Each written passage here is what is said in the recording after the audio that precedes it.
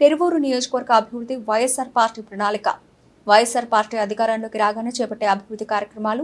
YSR party కార్యాలయంలో ఏర్పాటు చేసిన మీడియా సమావేశంలో వైఎస్ఆర్ పార్టీ అభ్యర్థి నల్లగట్ల స్వామిదాసు వెల్లడించిన తిరువూరు నియోజకవర్గ అభివృద్ధి మేనిఫెస్టో.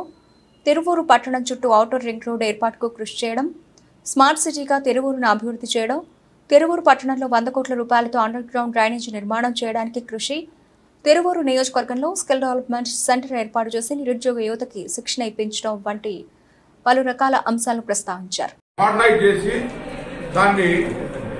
పూర్తి స్థాయిలో నీటిని సద్వినియోగం చేస్తూ వర్షపు నీటిని అప్లైడ్ కాబట్టి వర్షపు నీటిని సద్వినియోగం చేస్తాం. అదొక తర్వాత మన ఎన్ఎస్పి కెనాల్స్ మీద ఏదైతే మనకు రావాల్సినటువంటి వాటర్ సక్రమంగా వచ్చే విధంగా, అంటే కొంత సెకండ్ జోన్ ఆధీనంలో ఉంది, కొంత థర్డ్ జోన్లో ఉంది.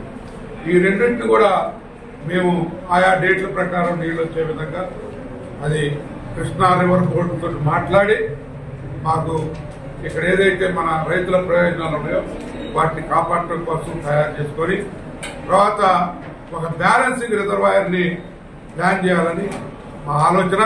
దాని మీద సర్వే చేయించి ఎక్కడ ఏర్పాటు చేయాలో మా రైతాంగం కోరిక మేరకు అక్కడ ఒక బ్యాలెన్సింగ్